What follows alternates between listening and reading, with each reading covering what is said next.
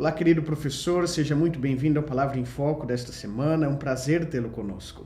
Na lição desta semana estamos estudando o conteúdo da carta de Paulo aos Efésios. E nesta semana, de maneira específica, nós estudamos o tema de como Paulo apresenta o resgate que Deus realiza em relação a cada um de nós. E o texto para memorizar dessa semana se encontra na carta de Paulo aos Efésios, no capítulo 2, versículo 4 e 5, que diz assim: Mas Deus, sendo rico em misericórdia por causa do grande amor que nos amou, e estando nós mortos em nossos delitos, nos deu vida juntamente com Cristo. E ele termina: pela graça sois salvos.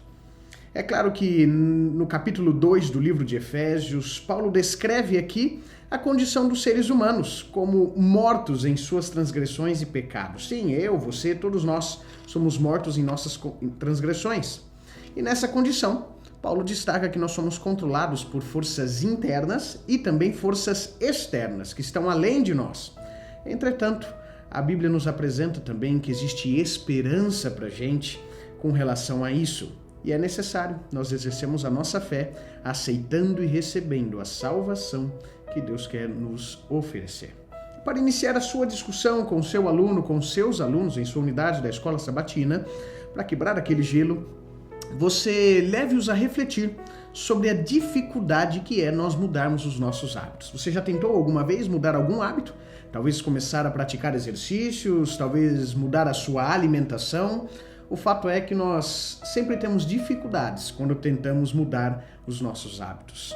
Mas, quando nós buscamos a ajuda do Espírito Santo, com certeza nós podemos alcançar essa mudança que nós tanto precisamos. E aí então você pergunta para os seus alunos: como que eles lidam com as dificuldades de mudar quem eles são? Como você pode se tornar aquilo que Deus quer que você seja, por exemplo? E a partir dali, a reflexão da lição dessa semana ficará muito mais fácil. O centro da mensagem dessa semana, o pensamento-chave dessa semana, é entendermos que uma nova vida só é possível a partir da ação transformadora de Jesus Cristo.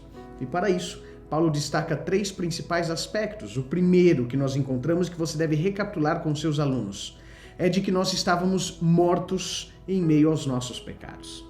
Paulo aqui descreve a condição dos seres humanos, no capítulo 2, como estando morto em suas transgressões. O que isso significa? Significa que espiritualmente estávamos separados de Deus e estávamos nos apegando aos nossos pecados. Nossas ações eram contrárias à vontade de Deus. E Paulo continua a explicar aqui que a morte espiritual é caracterizada justamente por sermos controlados tanto por forças internas. O que seriam essas forças internas? Os nossos desejos, a nossa vontade, a nossa natureza pecaminosa.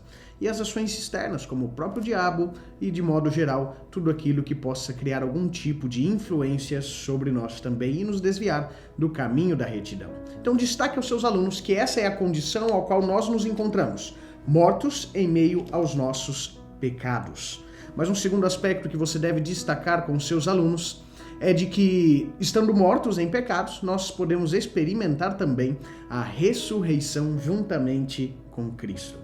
No capítulo 2, verso 4 e 5, Paulo enfatiza aqui que Deus, por sua misericórdia e amor, nos vivifica juntamente com Cristo. E lá no versículo 6, Paulo continua dizendo que nos ressuscitou juntamente com Ele e com Ele nos fez assentar-nos nas regiões celestiais em Cristo Jesus. O que isso significa?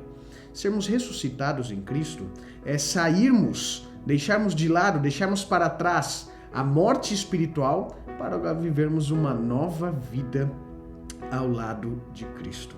E é por isso que o apóstolo Paulo exorta, chama a atenção dos crentes, dos Efésios, para que eles abandonem a velha natureza e se revistam da nova natureza que só pode ser oferecida por Cristo Jesus.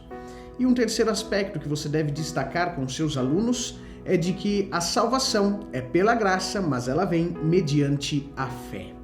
Paulo enfatiza aqui que a salvação é um dom gratuito de Deus, ou seja, nós não merecemos, mas ainda assim Deus nos dá.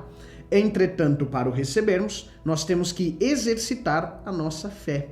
Perceba, a salvação não é mérito dos nossos esforços ou daquilo que somos capazes de fazer, mas é completamente baseada na graça de Deus.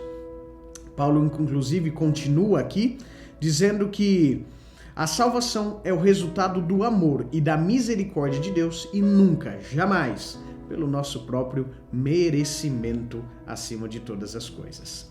Então, é importante nós reconhecermos que somos totalmente dependentes da graça de Cristo para a nossa salvação e não há mérito próprio que possa nos salvar. E para aplicar esse conteúdo com seus alunos em sua unidade, querido professor, você pode fazer algumas perguntas para que exista ali uma aplicação e absorção desse conteúdo de uma forma mais efetiva.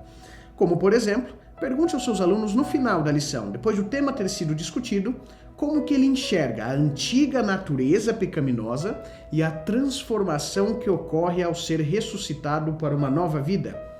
Quais áreas da sua vida, ainda estão presas ao pecado, ainda precisam ser transformadas?